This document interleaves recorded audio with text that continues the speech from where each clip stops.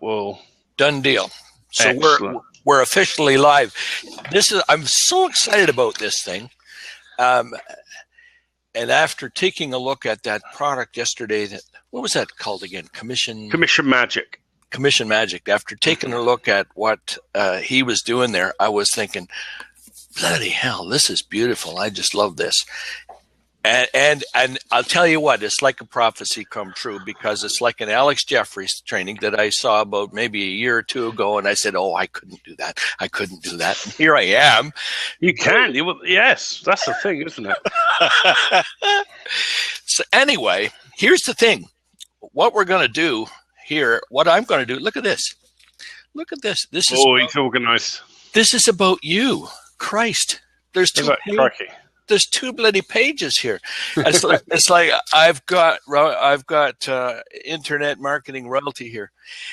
For anybody who joins in on this, or anybody that sees this later, this is my virgin voyage for an interview, and I have Andy Brocklehurst here. Network 66 is here with me. He's going to be speaking his wisdom. I tell you what, it was a sobering thing when I checked you out, the way I'm sure people do. Okay. And I found out that you're a top 10% Warrior Plus vendor, that you are an elite Warrior Plus vendor, the top 1%. This is amazing stuff. Top 1% Warrior Plus. Yeah, top 1% affiliate on there. Yeah, it goes on. Elite Warrior Plus affiliate. You've had 8 featured Warrior Plus offers, 4,328 followers on Warrior Plus alone. You've launched 38 products on Warrior Plus with prices ranging from free to $497. You're also an affiliate and a vendor on JVZoo, and I counted them. You've got 25 products over there, and I have to tell you that this is like I've come to know you some, but this is really, really impressive. So that's your introduction, Andy. All right, that's your introduction. That's good. Well, like I said to you, Fred, you can absolutely ask me anything. Open book, so go for it. Well, I guess we'll start off, and I know quite a bit of this, but there will be people that will watch this video that don't know you as well as I do. So what I want to do is ask you to tell me your story, how you became attracted to that money-making online internet marketing niche. Okay. Well, it's interesting because the real story to it is I never set out to be in the internet marketing niche, if you like. I was a techie. I was a geeky programmer, and I wrote software, and I was looking for ways to get my software out and about, and I didn't know any different. And my first ventures were on bulletin boards and forums in the days before the internet was the World Wide Web, before it was the graphical thing we have now. And being the geek that I was a very early adopter of the internet. I used it in the days when it was a little text prompt and you had to type commands in. And I was on a bulletin board system at the time called Kix. Which was, I think it was QIX, pronounced Kix. And I don't think it exists anymore. If it may do, but it may just exist as a forum these days. And that was like my internet service provider. And I took part in a group on there called Channel 4 Racing. And the group was every Saturday, we would make our predictions for what horses were going to win the races in the televised events on Channel 4 in this country. And I used to like doing that for fun. I've always been fascinated by things like odds and statistics and whatever. So I got quite into it, but I was never a big gambler. I didn't like go down, if I went down the down the betting shop on a Saturday, it'd be with a fiver in my pocket, and that'd last me all day, you know. And I'd be buying coffee out of that as well. So I used to have a really good day out on a fiver down the bookies. But this Channel 4 Racing gave me a way on the days I couldn't get out. I could just make my predictions, and it was a competition. There was no prize money. It was just for the glory. And I thought, what was happening, I was at the time, I was still working a full-time job back then. And my job involved working Saturdays as well, or some Saturdays. So I thought, well, crikey, I don't have the time to sit and analyse all of this. And I got fascinated with the idea of a computer being able to, because I was using very set things, you know, if this happens and this happens. And so I picked up a paperback book called Horse Racing Systems with a Pocket Calculator. And I thought, I can computerize this and then make enhancements to it. So I wrote a piece of software. And then on this Channel 4 racing competition, 3 years in a row, I won it. I was top of the thing. And so people were going, how are you doing this? You know, what's your secret? And I'm going, I use software. And that was the start of me selling something.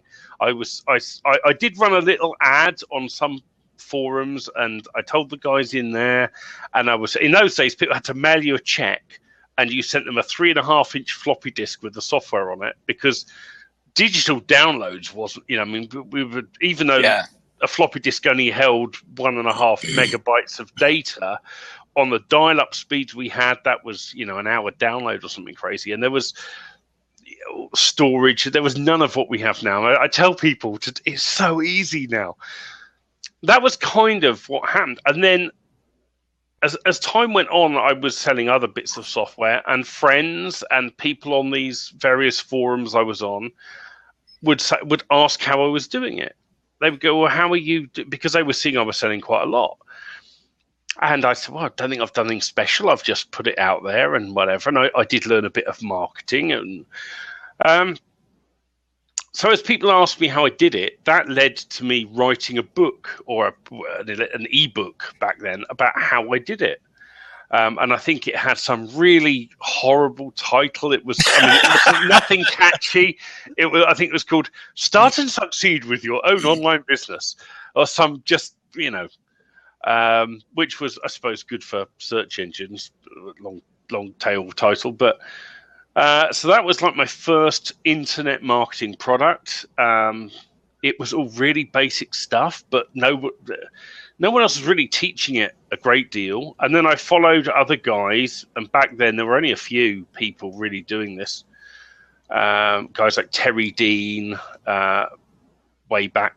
Followed guys like that and studied what they were doing. Oh, Marlon Sanders. Yeah, I was going to say, was he doing his thing yet? Yeah. Marlon Sanders was doing his amazing formula and things like. He's been around a long time too. And what's great now is on Facebook, I'm in his group, and I've had little private conversations with him, and he was like a god to me. You know, this guy, Marlon Sanders, crikey, you know, and he's the loveliest guy, and he knows his stuff. When it comes down to copywriting, you just learn an awful lot from that guy. So that was kind of how I fell into it.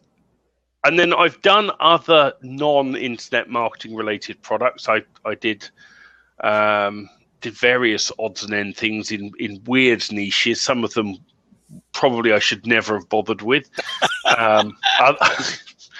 Others did better. And I've always pursued stuff I'm interested in, because I think you've got to be passionate about what you're writing about, videoing about, teaching about. And as I've done okay with that, the internet marketing thing has carried on. And I wrote another book way back 2001 or something, which was about how to create digital products. Because again, there wasn't much information. People didn't. But you got to remember, back then, nobody had the technical know-how. These days, give someone a computer, it comes with a word processor, it's got a button to convert to a PDF. Back then, you had to write in one thing, convert it to another, check the formatting, then you would have compatibility issues if they didn't have the exact right version of the reader, or they used a non-Windows device. And we had ebooks that would only work on Windows. We had all sorts of stuff like that to do. So this thing covered lots of ways of doing that. And I mean, you can tell this is how long ago it was. It talked about doing audio products on cassette tape, and video products on VHS. And because you couldn't do downloadable video back then, no way. We had, modems running at tiddly speed.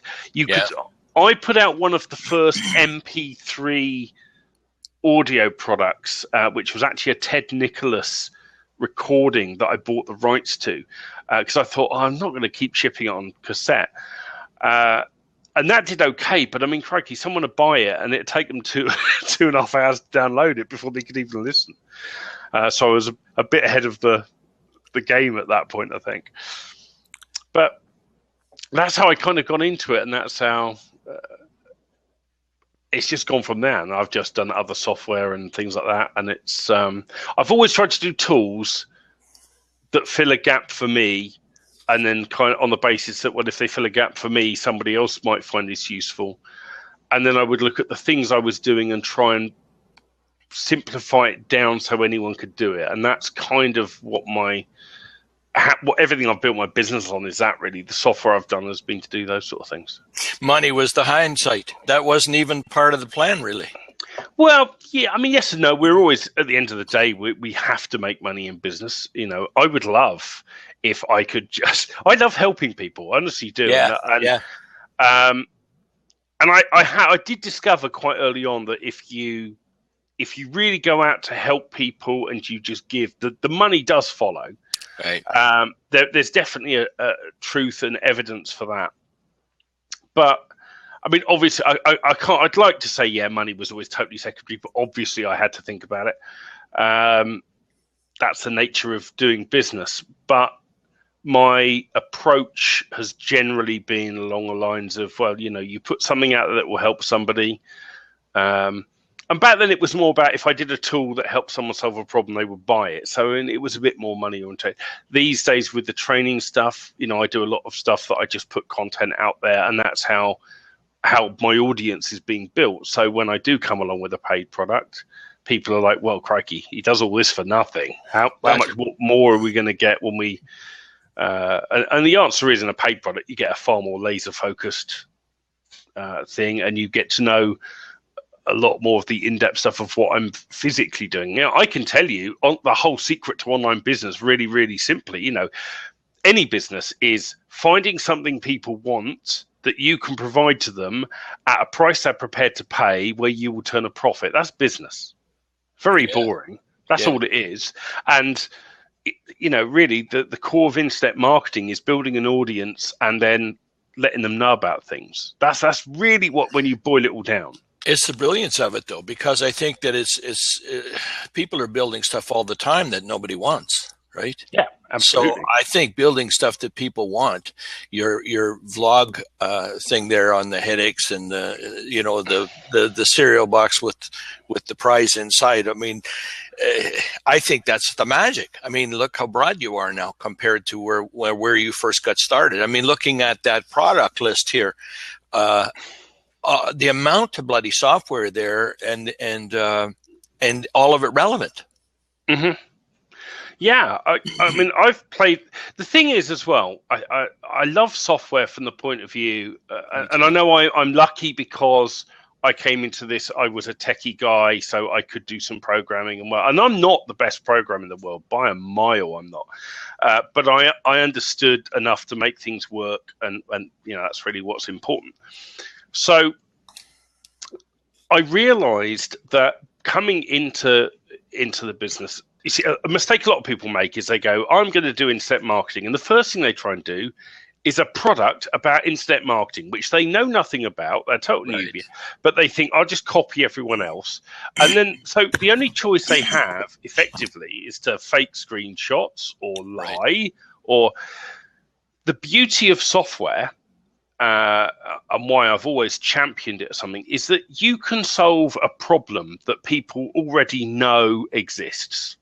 So, and you don't then have to do crazy income proof or anything. So, for example, one of my earlier products, and it still sells today because people still do article marketing, but was a spinning tool for taking content that I saw that there were people that were getting PLR content and they wanted to publish it and they wanted to make it look a bit more unique. Now, the best way to do that, we all know, is just to rewrite it yourself, because you're never going to be that. But at the time, there were people that were building blogs in the days that you could just chuck traffic at a blog, and as long as it had content, Google would bring it up. You could have AdSense on there. You could just make some money.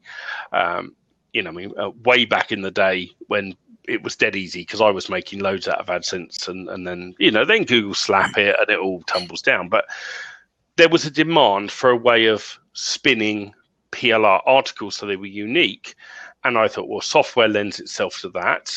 I looked at the spinning tools that were out there, looked at what was good and bad about them. Most of them wrote gibberish, was the problem. Yeah. So I kind of thought, well, a different approach would be if you could take an article and you could go through it and say, highlight a word, and it would bring up a list of possible words. Right. And then you could go, that one are possible. So you could, and then having done that and filled that in, you could hit a button and it would generate 20 different versions of the same article all spun, which was what people were doing because they were making multiple blogs, but they wanted each one to be sort of unique. The great thing about that, people already believe. Now, and it doesn't matter at this stage whether article marketing really works or not. Right. People want to do article marketing and they want to spin content because they're lazy, really. Yep. And I come along and go, I've got a bit of software that spins content. Now, as long as I can prove it does what I say, I don't have to prove that they're going to make money out of it, that it's beneficial in any way. Get back. I don't have to make promises like that. I just have to go, hey, if you want to be able to spin articles, here's a solution. And so with software, that's the brilliant thing about it. You can solve a problem that already exists, that people know exists. As long as you solve that problem, you don't have to tell them all the benefits of solving it. They've got them in their head already. They know what's in it for them. And so that's why I love software. And that's why I encourage people to look at the software route, and why I developed tools that would let people that weren't programmers make fairly rudimentary but functional software that would solve a simple problem, which was, one of the products that I ended up developing. And that was one of my sort of higher ticket things, the software product magic system. Clearly it was visionary, because it's the part that I'm most interested in is software, and it's I don't know what the numbers are, but it's got to be more than 50% of what people are looking for today as far as products are concerned. I would say that there are some lists that are just hard to sell, case studies and information to, compared to like the new Igloo page builder or whatever the Igloo of the moment is, right? Right. And they only have to prove that it works, and they don't have to generate, they can just do an over-the-shoulder video and prove that it works, and then you've got a money-back guarantee. I think of that as being the simplest, smartest sell when it comes to making money online, and you had that nailed from the beginning. I don't think that there's probably much you would have done differently, no? No, well, one thing I realized, and I was late realizing this, but I cottoned on that I had to be capturing people's email addresses so that I could contact them. Mail list. And so I started building software I could give away. And what I would do is I would write the software and they could download it. And when they ran it for the first time, it would say, please enter your license key. And then there'd be a button for if you didn't have a license key where you could click and go and get one for free. And what that was actually doing was adding them to an email list at the same time as delivering their license key. And that was largely how I was doing list building and stuff.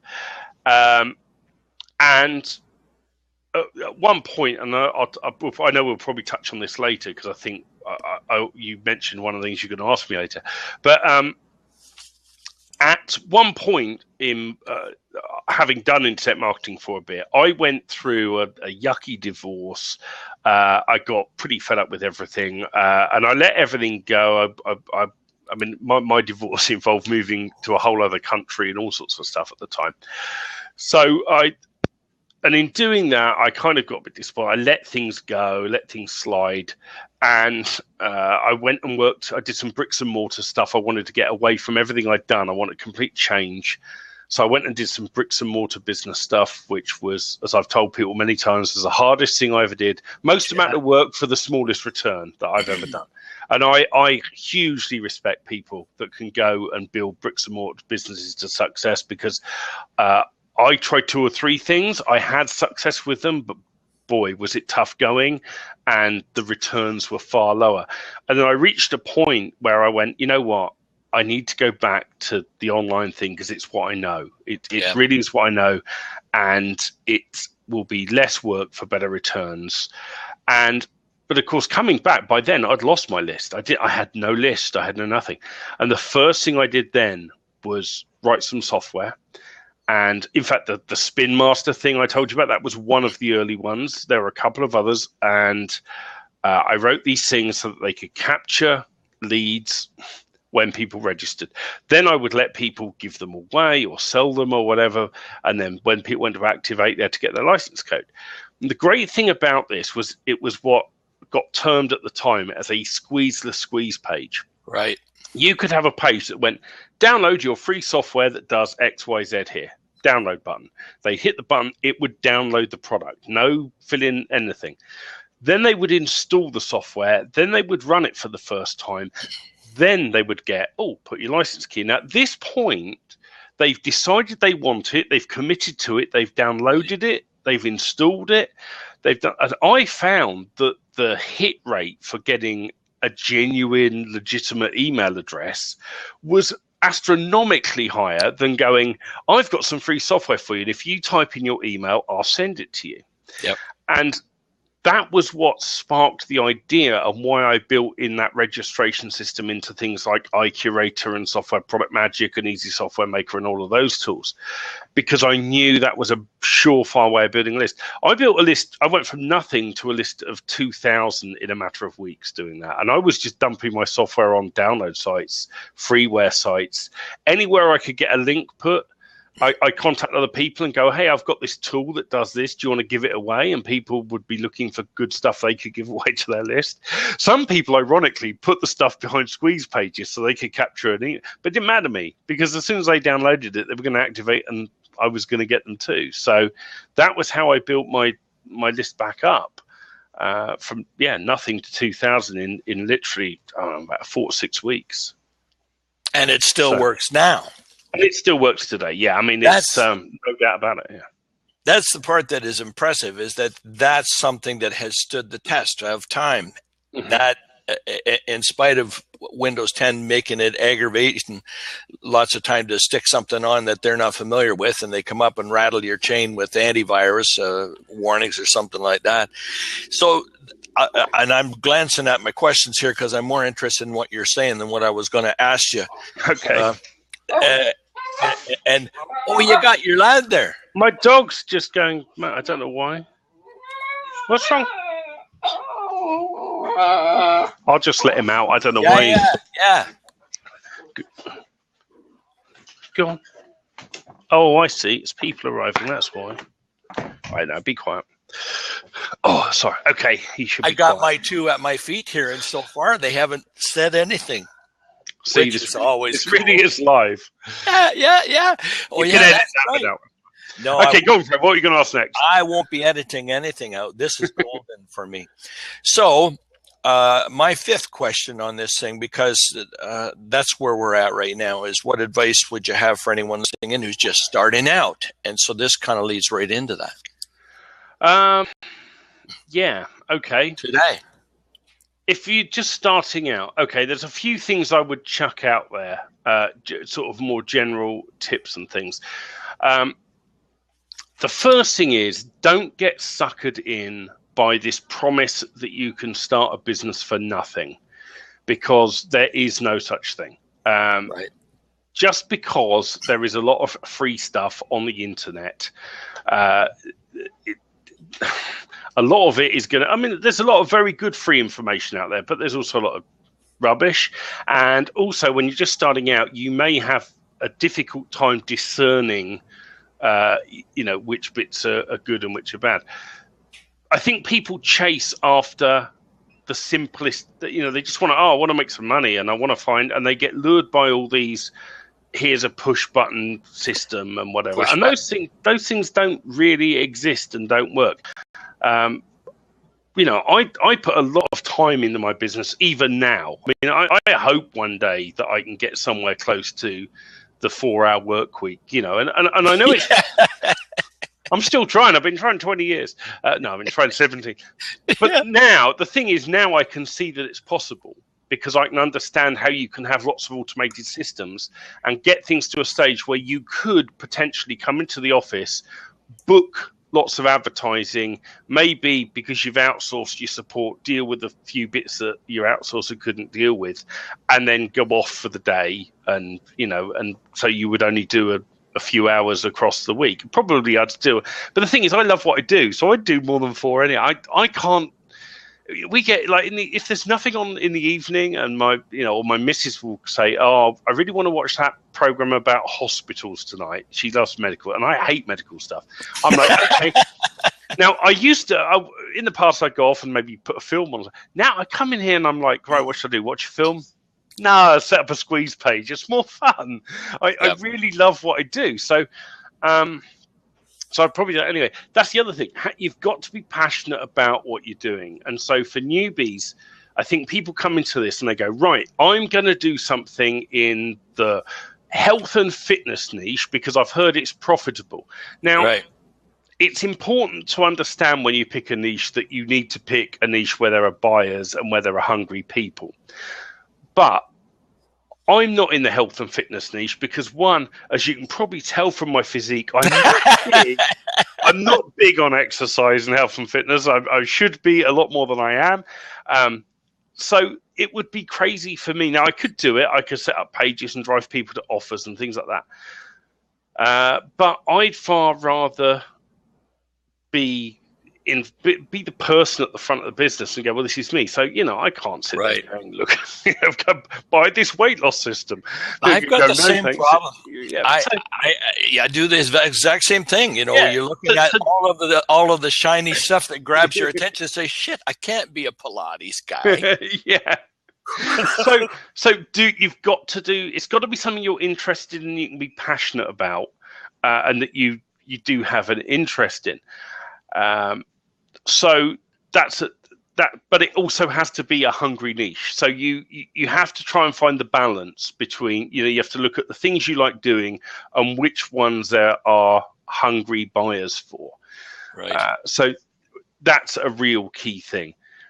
And I guess the other things are that you've just got to be prepared to really work hard. You've got to get educated to begin with. If you don't know how to do something, either you have got to get educated in how to do that thing, or you're going to have to pay someone else to do it. Both are very valid ways of going, but both are going to involve either time or money. And that's the biggest thing. I would rather people that were coming into this thinking, I'm going to easily make some money on the internet. I would rather from day one, they realize this is going to be a bit of hard work and is going to take a bit of investment. It's like any other business. Having said that, the beauty of this is that if you have a limited amount to invest, you can put way more time in and a small investment. Yeah. And you can, there are ways. I mean, you take someone like Barry Rogers, who is a good friend of mine. He came out of the restaurant trade. He had some previous experience in doing a bit of online marketing and thought, right, I've got to do something. He was in a position where he wanted to really make it pay. He had previously in his life, I think, had situations where he'd been in debt and hated that, and he got out of it. And he said, I'm not going there again. So he refused to borrow. He had to do it on a very limited budget and build it up, and he had to make it work. So he put in tons of time and a little bit of seed money, and he also understood that as that money grew, you had to reinvest a good chunk of it back into the business to make it grow.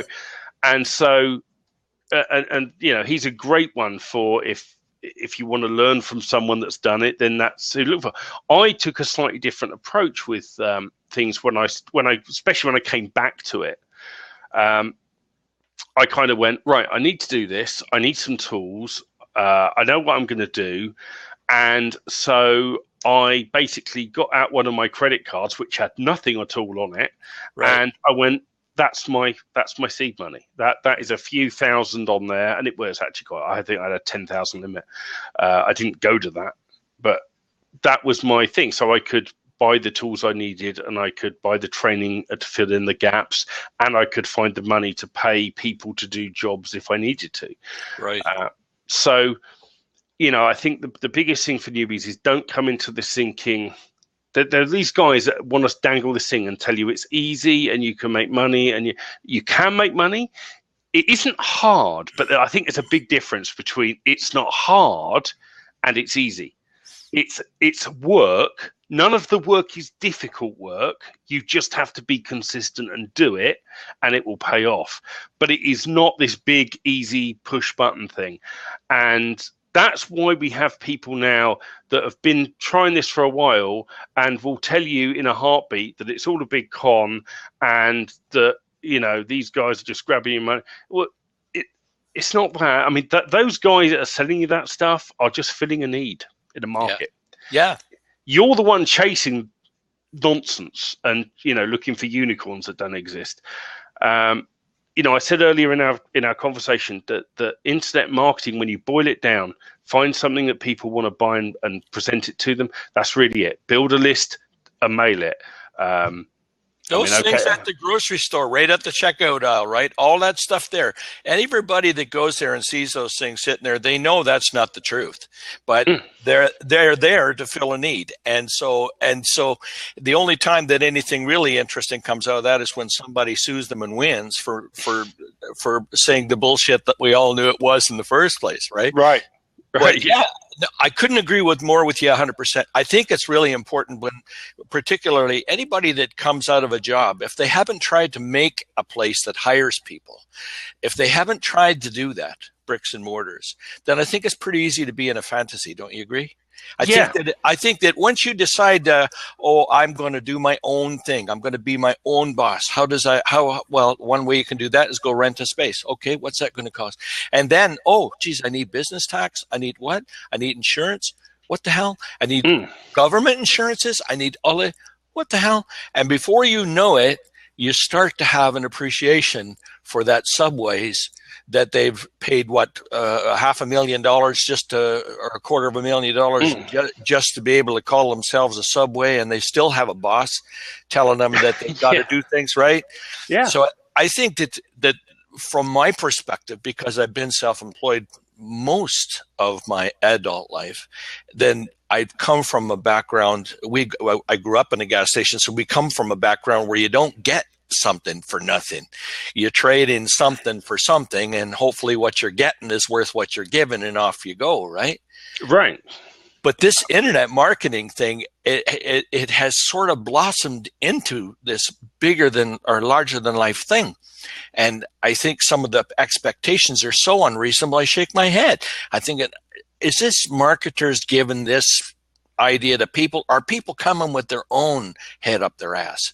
There's a lot in the business, as you know. There's a lot in the business I don't particularly love, because I want to help people, and I see people coming in and just getting sucked into, what are just schemes. I mean, it's just like it's all the biz op stuff that you used to see in the back of classified ads in papers and whatever. And at the moment, I see all these guys that are doing this whole launch model thing. It's like someone's told them, right, the way to go is launch a product. Now, I don't disagree. Putting products out there is really important.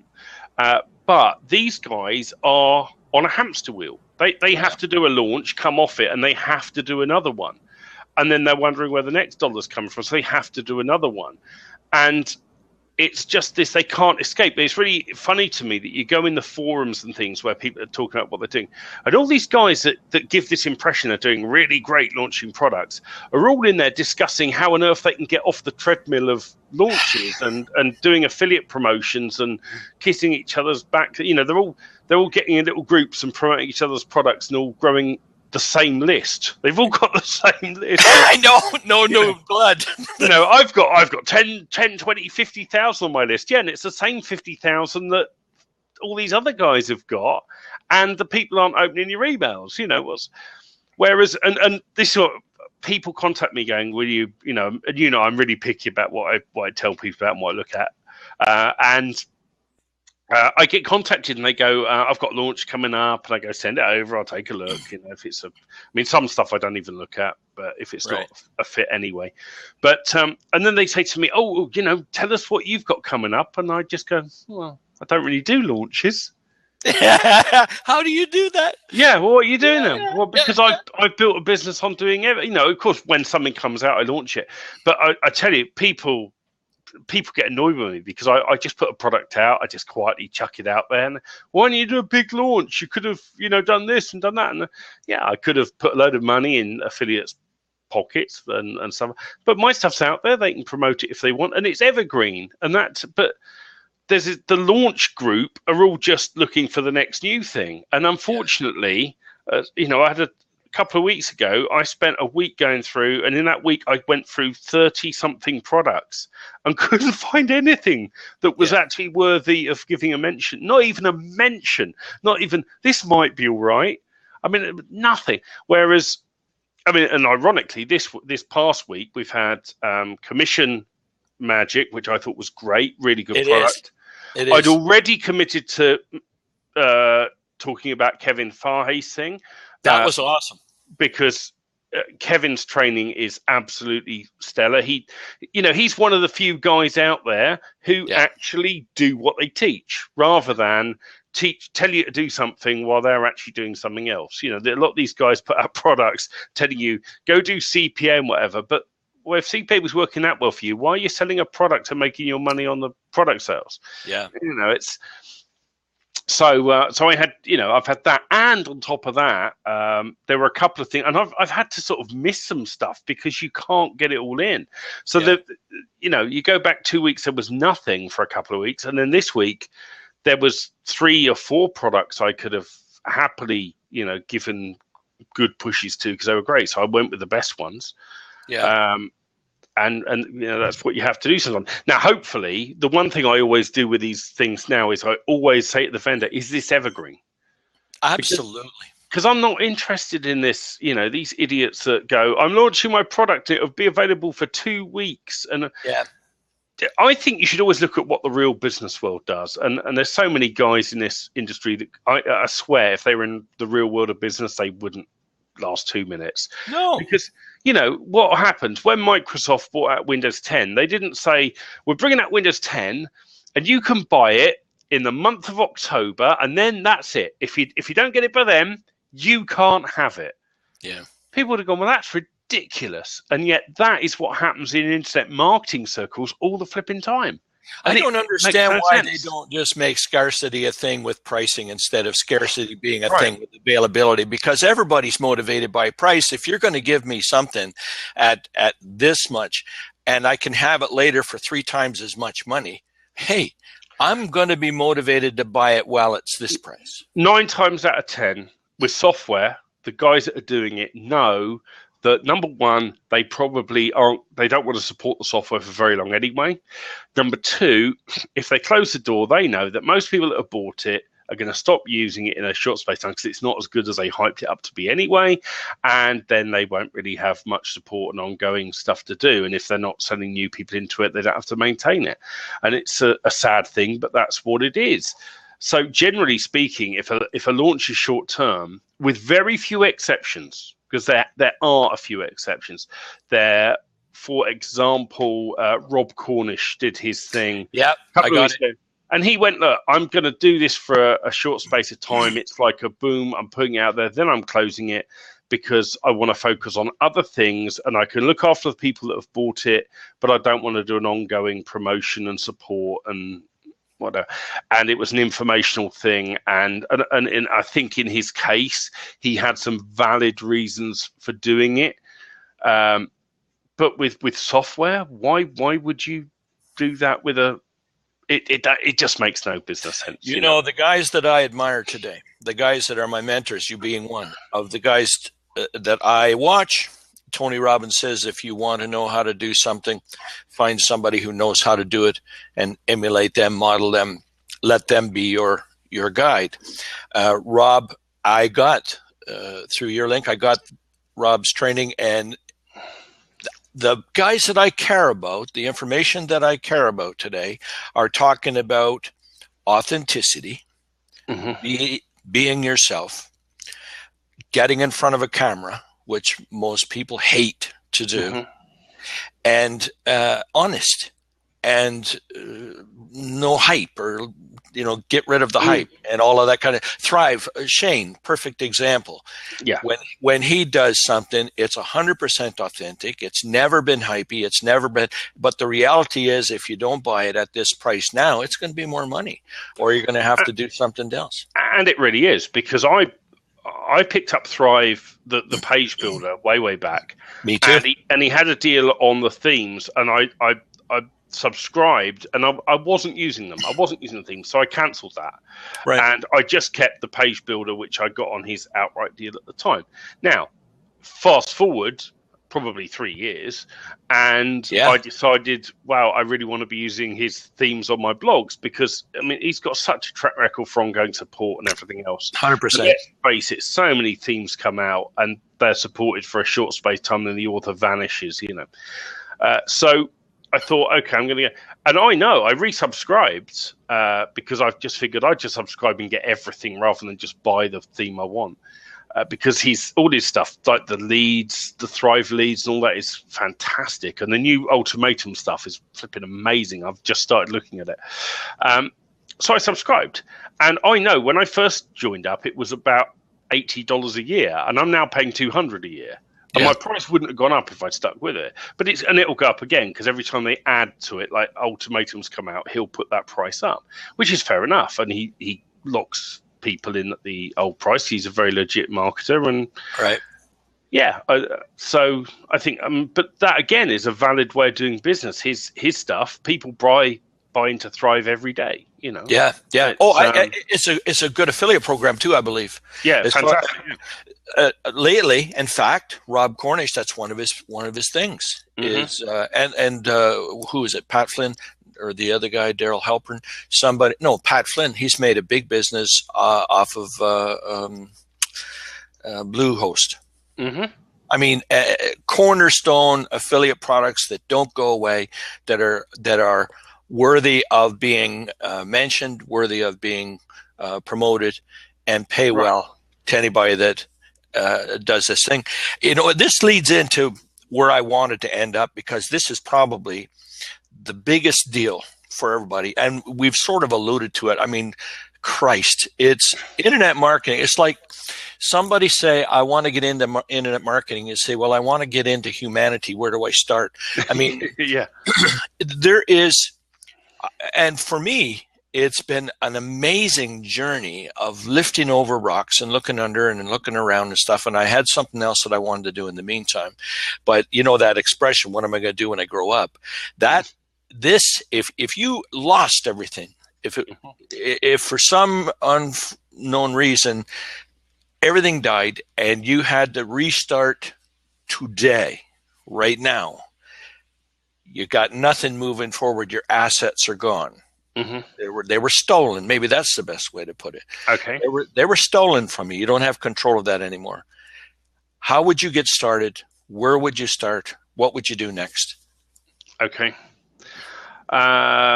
It's a good question, because in a way, as I said earlier, it happened to me, but for reason, I mean, I pretty much threw it away because of my personal circumstances and whatever else. So I have been there and had to start again. And luckily for me, I already had some tools then that I could use and stuff. So if I was starting again now, and I would have to, I mean, if you lost everything, I mean, I've been asked this question in a couple of different ways. If you had absolutely nothing, and as I said to you earlier, this is a business, so you need to have something to invest. So the first thing I would do is raise some seed money. If I had absolutely nothing, and this is a thing, I think anyone could do this. People, because I get people email me and they say, well, I've got no money to invest and I've got nothing and I've got this. And I say to them, right, okay, how about you do this? Because you've got to have seed money. So the first thing I do is say, look around your house. Have you got crap you don't really need? Get rid of it. Sell it, put it on eBay, have a garage sale, And if you, and if you don't have much that you can part with, and I'm sure you do, because I mean, honestly, I look around my room, I got stuff on my bookcase, I've got books and DVDs I've probably not looked at in 3 years, If I wanted to raise money, I could, go around and raise money pretty quick from doing that sort of thing.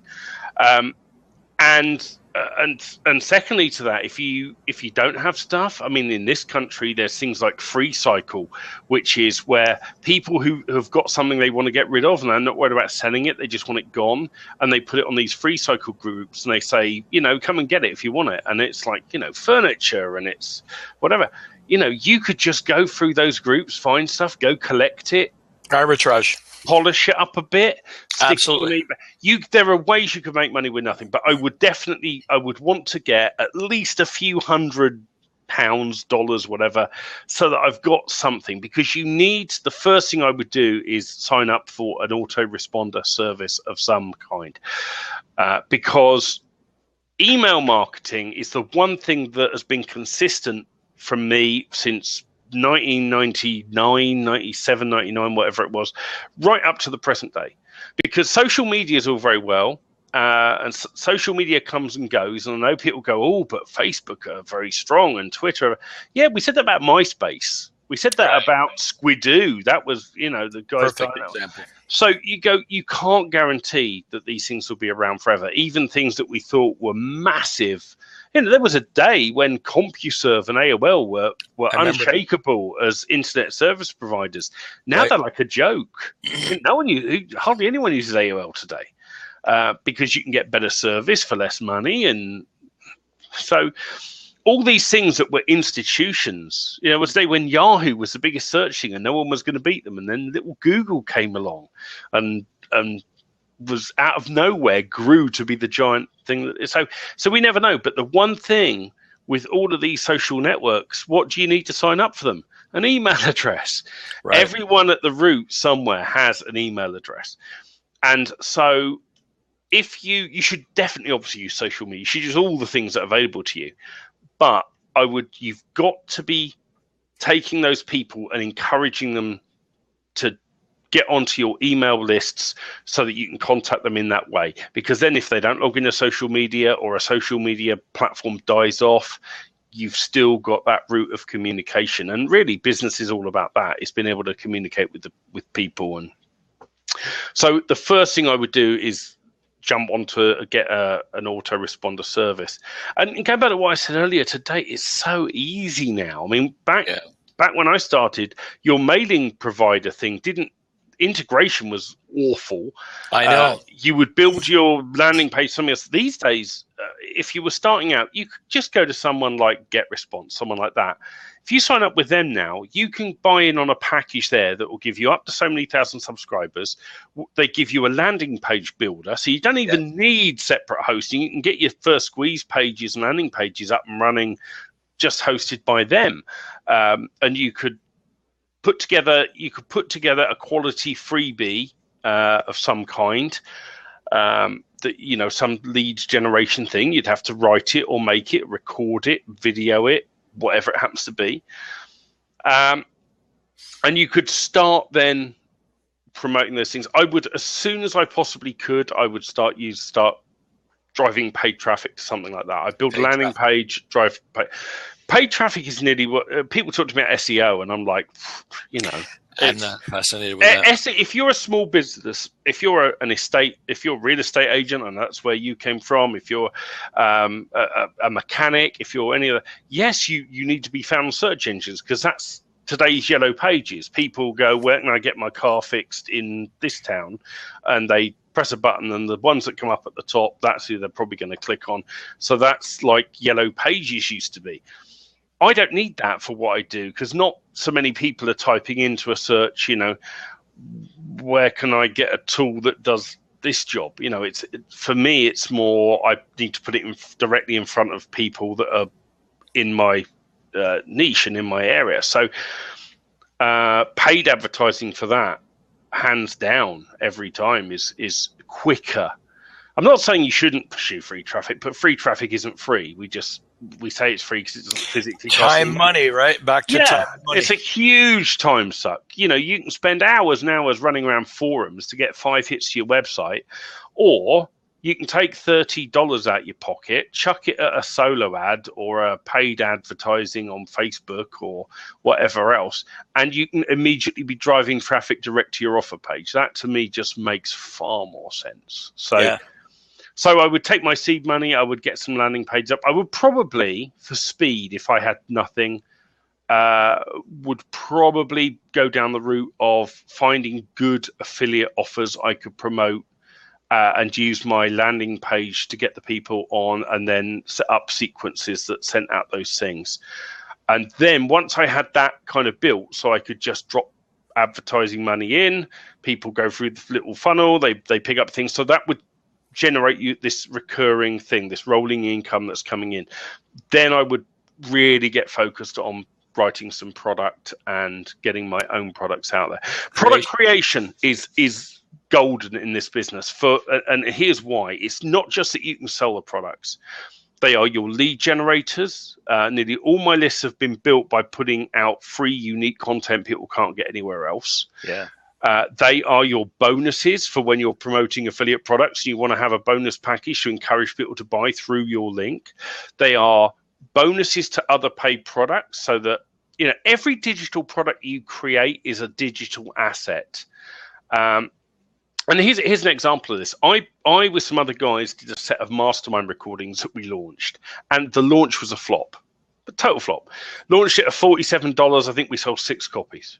I mean, it was just like there was, and what was it? The sales copy? Was it we tried various things. It was going nowhere. So, but I didn't go, oh, that's a big failure. Internet marketing's rubbish. Yeah. What I did was a little bit later on, and this was a Kevin Fahey thing again. Kevin Fahey had a great little launch and had this product coming out, and the product was like $7. And I was like, right, okay. So I mailed everyone, and I said, look, Kevin's got this great product, and it really was worth every penny of $7 without any bonuses. It was worth it. But I said, but if you pick it up through my link, I'll give you the mastermind recordings that I sell for $47. Yeah. I just went through the roof. I topped the leaderboard without even trying, and all this. So that digital asset, because I was up against guys that were mailing with far bigger audiences and lists than I had, but I had this cracking bonus, and word got out and was spreading around, and I'm going to buy for Andy's link because I'm going to get this $50 set of and that they mastermind recordings were absolute gold mine of information. They were worth way more than $47 anyway. So, but there you go, having a digital asset and that enabled me to do well, and so I made the money on the promotion of that instead. So everything you create, whether it's a great when you release it or it doesn't do so great, you can repurpose, reuse that content, and it's unique to you. So getting into product creation, and that's why when I do with the little bit of coaching that I do, most people say to me, can you teach me affiliate marketing? And I go, well, I can, but I'm going to teach you to do it by doing product creation first. Yep. Oh, but I can't create it. And then I show them dozens of ways that they can create products, and I always find something, no matter what they think their limitations are. I always find a product creation route that somebody can do quickly, and that's a better way of building a list and building an audience, because you're offering something unique, and then you can do affiliate marketing off the back end of that if you want to. You know, I had this all lined up for somebody else to be listening and watching, but I always, but this has been as good for me as it could be for anybody else because I am so a fan. I'm so a fan. You're number one on the list. I don't know if you can see it. Am I holding this right? Can you see that number one there? No, I can see you at the moment. Oh, I need to do that. See that number one there? Just about. that number one there, be a 5%er. 95% will fail at internet marketing. Do you want to guarantee your place with 5% who succeed? Wouldn't you think that'd be the place to start? Yeah. I mean, I wrote that report. That report has an interesting story. It was I think it was January 2014, the new year of 2014. And I came back off the holiday break and I was just looking at all these people posting on Facebook saying how this was the year they were going to do it. And out of interest, I went and clicked on some of their profiles and went back to the previous January where they said exactly the same thing. And then I looked back to the previous one where they said the same thing. And I thought, these people every year are saying, this is my year, this is the year I'm going to do it. Why don't they do it? Why are they not doing it?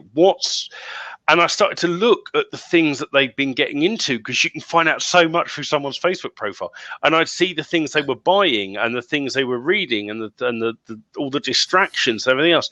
And I actually got really angry. I got really mad. And that report wasn't originally called Be a 5%er. So I wrote it in a rage. And the first version of that report was called No More Dog Shit. Because I was sick of all the crap people were falling for and getting stung by. And basically, I wrote this thing. Now, under that title, it did okay, but obviously it put a lot of people off. And so a little bit later down the line, when I calmed down a bit, I went through it. And I mean, the first version, I didn't hold back. I mean, it was, So I went through and I didn't take away any of the serious message. I didn't want to tone it down. I did remove a couple of F-bombs and replace them with something else, and I did change the title. But it is, in effect, it's the same thing. There you go. And that is honestly, I believe, I know it has. I know from the feedback I get from people, that's the thing where people have been spinning their wheels. I've had people that go, I've been trying to do this internet marketing for 6 years, never made a penny. I read that report. I came away. I launched my first product. I did this. I did my first campaign. I did that. It just opens their eyes to all the bullshit that's out there and helps them focus on doing the things they really need to do to start making some actual money and seeing results. I mean, the greatest thing, when people come to me and they want to get into this and they go, well, the first thing I try and get someone to do is to make their first dollar as quickly as possible, because nothing will inspire someone. It doesn't matter if it's cost them, if they've invested a few hundred in training and a few hundred in tools and whatever else, when they actually see that they are going to make something, because so many people go on for ages without ever making a penny. You get them to make their first dollar, and then you get them to make their second, and then you show them how to scale it up, and before they know it, they're, and it's just then taking people to the next level all the time. And well, you've gone from a concept to a fact. I mean, this was a changer for me. The reason why we're having this interview was this report, and the language that you chose in the version that I have was exactly correct. And I originally I was thinking I should use this in the questions, and then I thought, well, no, I'll just get kind of buried in that, because that's not a one and done kind of deal, and that's not a very good thing to just have sitting on your hard drive. That's why I printed it out. Yeah, I had someone a while ago pop up on Skype, and they were asking some advice, and I was going, why aren't they doing this stuff? And I went away. Just get this. I went away and I checked, because I've got a pretty good memory for names coming. And this guy bought that report, and so I went straight. I went straight back to him on Skype, and I said, "You bought Be a 5%er report? Yeah. Have you read it? Did you read it? Well, I read through it. Yeah. Did you read it properly and action it?" I said, "Look, I'm going to say is this: you're asking my advice. You don't need any advice from me. What you need to do is go read that again, and actually do something as a result of doing it. And up to page 61 at least. He came back about 2 weeks later and he was like, "Oh my God, you were right." We know, but like so many other things, these guys buy products and just harbor them and collect. They're collectors. What's the point in that? That's not going to help you. I said, go away, reread it, go through it. He did, and he launched off, and So, I would say it's a good starting point. It's what I decided most recently to make the focus on my blog. In an ideal world, I would get everyone to go through that report. So much so I've battled. I've gone, crikey. Well, maybe what if I just gave it away? Because then people would have it, but then they wouldn't do it and they wouldn't action it. And the interesting thing therein lies the problem. The first version, because it had a ruder name and because I dropped F-bombs in it, and I didn't really. I guess I didn't want I only wanted really serious people to see that side of me at the time. And so when it first launched, it was sold at $97. What's interesting is that more people who bought it at $97 took action than those people that have bought it at $37. So in some ways, I kind of like, I should just sell it at 97 because although that might freeze a couple of people out, at least the people that buy it are more likely to act. But I kind of want more people. I want it to be accessible. So it's one of those awkward things. If I gave it away, people would go, well, it's free. And they treat it like it. If I price it too high, I'm freezing people out. So it's trying to find that happy medium where they've got skin in the game. They've got something invested, so that's. I agree. And that's probably the biggest problem at the end of the day, isn't it? Trying to figure out what's the right price for things. What are things worth? What are they? That's why I'm leading into this, and this is probably where we'll finish it up, is that this mentoring, getting somebody that knows more than you do. And I tell you, I have been fairly clever at spending my time on the outside looking in and rolling over rocks and looking underneath things and things like that. But it's occurred to me that like somebody like yourself or Kevin's making a big business out of coaching and things like that.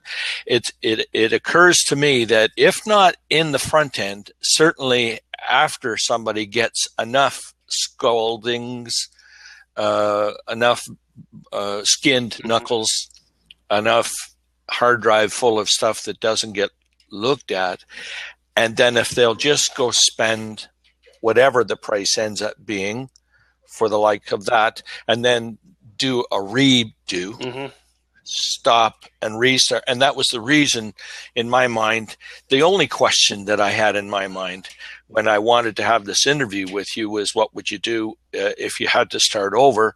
Because everybody that hasn't made money is starting over every day they wake up. Yeah.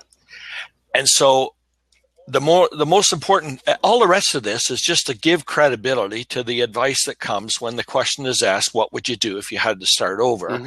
And my opinion now is that anybody who watches this should get this and should read it and should print it and then and I don't care if it's $97 or what the price is.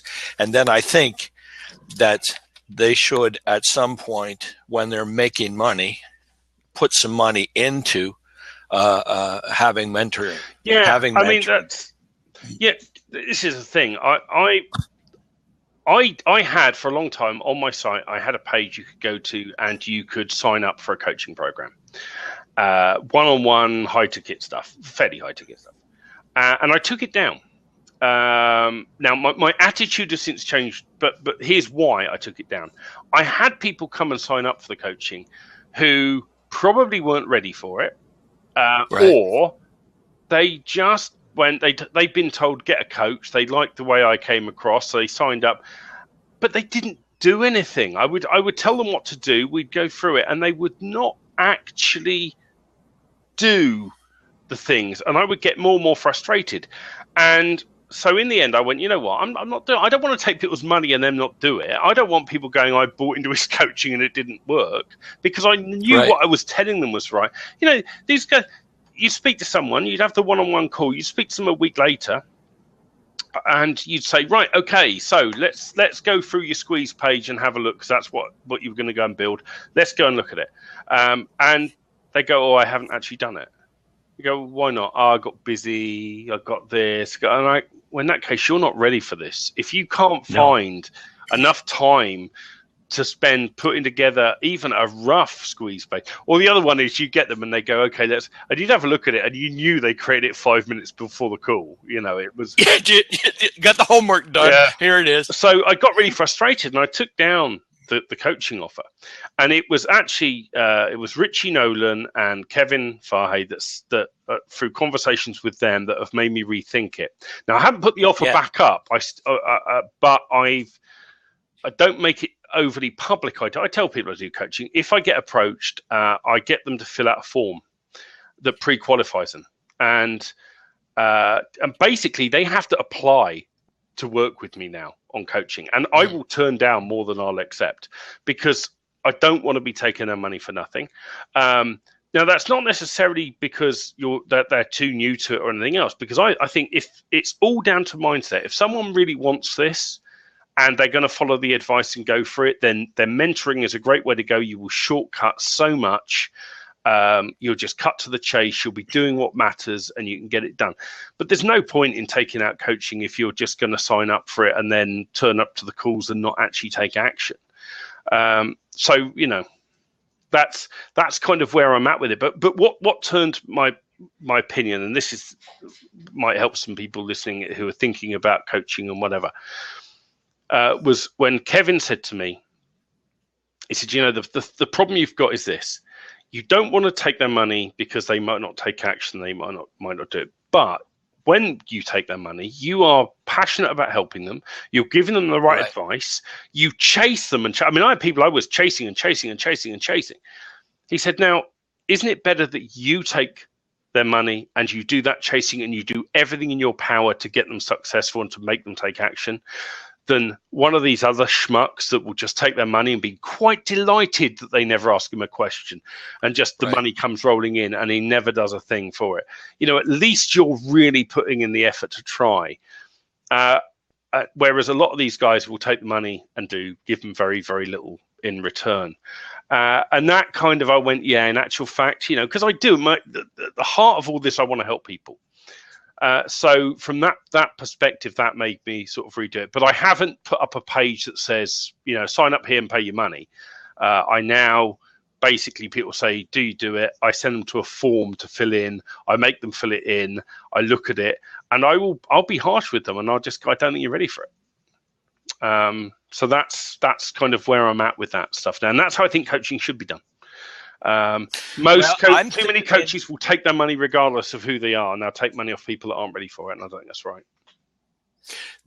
That's exactly where I wanted this to end up, because I think that personally I'm just about there myself to go and I want to make some money, and then I want to get better mentoring and stuff like that. And I know that there's all different angles on coaching and one thing and another. And I know you've got a blab. You've got a blab that you're going to be opening up today. Mm-hmm. And I see that we've got some company here that's joined us. I don't know, how do you want this to end?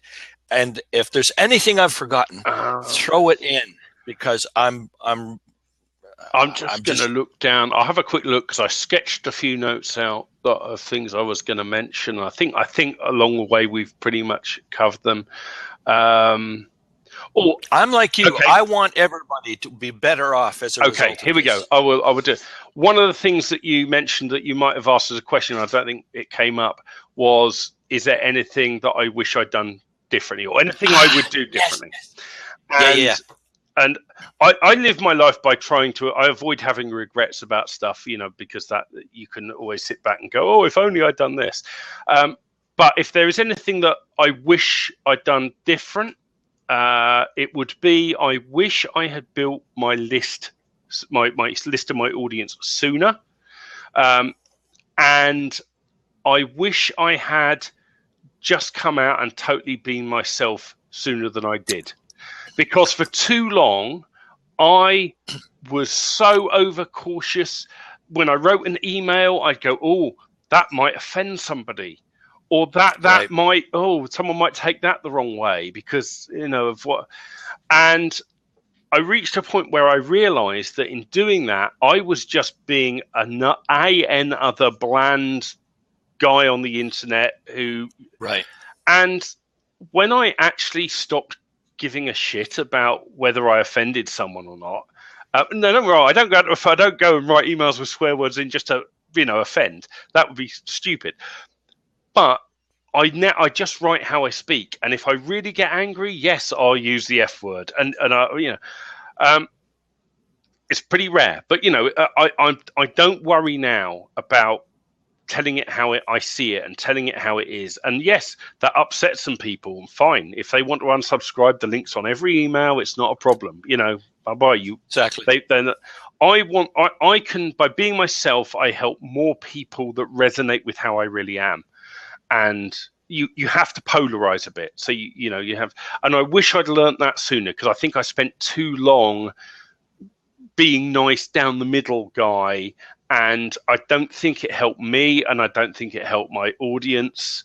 And so that's one thing. If I could go back and do it again, I would just come out firing sooner rather than later.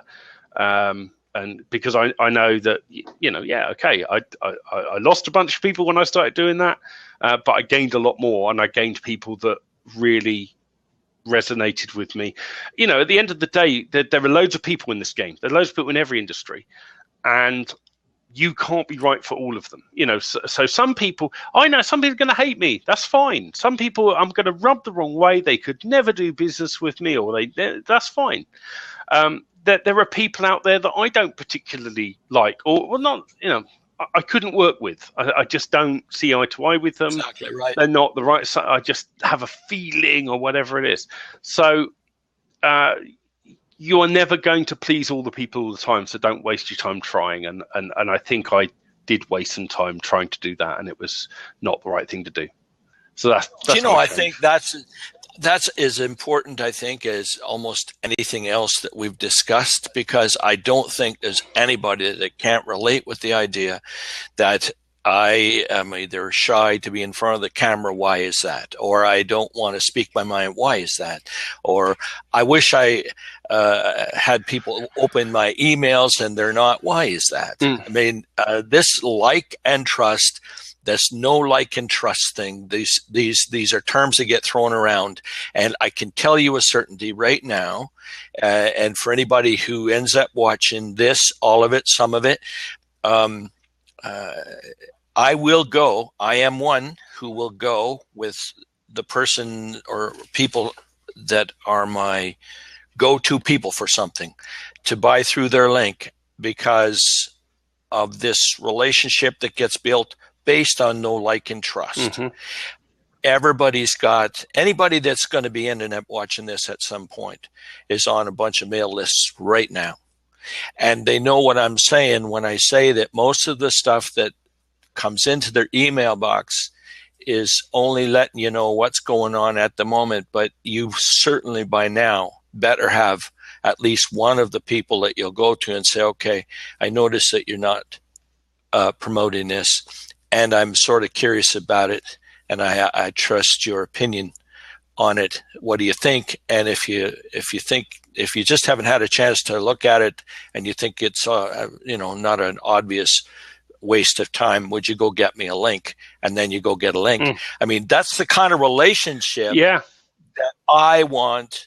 When I decided I read this right through, every word, and then when I decided I would act on it, then I picked something, and this interview that we're doing is a direct result of that. And all the way down the line, authenticity, no like and trust are the drivers for whatever I choose to do day by day moving forward. Mm-hmm. And and I don't want to get myself mired down in my own head, because ego is a lovely thing at getting in the way. But I've come to understand that there's so much going on. There's so much noise out there. There has to be at least one person that you go to Right. That is your sanity. That is your advisor. And if you have more, fantastic. But you have to at least have one that's your tester. Right. You know, one that's one. And if they're not, and if they're not talking about something, well, why aren't they talking about it? And go ask them. Would you agree with that? Absolutely. Absolutely. Because it just makes my life simpler. You know how many times I will send you something in the Facebook and ask you something or other. Yeah. And that relationship is based on the idea that you broke from that, wherever that occurred before, that said, I have to say the certain things, I have to be a certain thing, and you just became who you are. Right. Absolutely. Absolutely. So I've accomplished everything I set out to do when I came here. Is there anything else? No, I don't think so. You briefly mentioned the blab that I do on a Friday night, 8:30 UK time. That's 3:30 p.m. Eastern Standard Time. Every Friday, the Internet Marketers Pub. You'll find it on Blab. Feel free to drop in. We're normally here for flipping hours. And it started because internet marketing can be a lonely thing. You don't have work colleagues that you can go for a pint with at the end of the week and all that kind of thing. And that's why we started it. It was a way of getting together with a few marketers and just having if you drink, have a few beers, not worry about it. Where it's not the most PG thing. I mean, I think normally the first hour or so is kind of a bit more PG. After that, we tell people, hey, there's going to be some bad language probably. But we talk marketing the whole time. That's what's amazing. And I know you said to me about last week's, we had so many people on. And you said the replay to that would be worth $1,000 of anyone's money. And I think you're right, the quality of the content, and yet this is all free. So come to these things because it's a good way of hanging out. If you're not happy with getting on camera, sit in the sidebar and you can ask questions and you can join in that way. So. Well, it was the place that I learned how to be in front of a camera, and it was the place where I got started on this journey that I'm on now, which I'm totally excited about. I know that there's some people coming on here, but I'm not going to open this up because everybody who comes here now, come over to Andy's Blab, and go to andybrocklehurst.com to check out that 5%. That 5%er report, in my opinion, this ought to be required reading. Mm-hmm. This is And if you're unsure, just go there and there's a place on the site you can download a free chapter, which is what Fred did. That's what I did. That's what I chapter did. And then you at least see the style of it and see it's for you. So, well, it's at the end of the day, you know what? That's been the changer for me. And I think that all of the best intentions in the world aren't worth a shit aside from doing something that moves you in a forward position. So if there's nothing else to be said, then we'll call this a day. Okay. It's been a pleasure. It's been an absolute honor for me. I'm thrilled to death about this. I can't wait to pick through it and stuff like that. I'll be listening to it. I'll hate myself on it. I'll guarantee you that. No. I just found out what that is. It occurred to me that maybe people would benefit from learning how to get over their fright of camera. And one of the things I watched on the YouTube, they said, we're not used to hearing ourselves because inside our head, that's not how we sound. Right. But that's how we sound to everybody else. And of course, we're looking at things in the mirror, so you're looking in reverse. And I thought, that's brilliant. I didn't know that. So that's why we don't recognize ourselves when we first start doing this in front of camera, and we don't recognize how we sound because that's not how we sound. Right. I hated it. I mean, I didn't like watching myself at first. Now I think nothing of it because I record and edit video of myself every day. So I don't think anything of it now. And it's and the thing is, it doesn't matter. You're going to be your own worst critic. You'll know by the feedback you get that you're doing the right thing. And if you're not sure, ask people. You know, I always throw out there in my things, in my daily vlogs, I say things like, if there's something you want me to cover, just email me, leave a comment, post here. And that gets social engagement going. And then, and the great thing is it also tells you what you need to be covering. So. Well, I'll tell you that as the other thing I was going to mention too, that they need to bookmark your website and go back to that, or Facebook you and things like that, because your your whole social media thing is working really well, and those images that you're doing are awesome. So just spot the image, click on that, go back and see what the vlog for the day is. I'm never going to probably, I should never say never.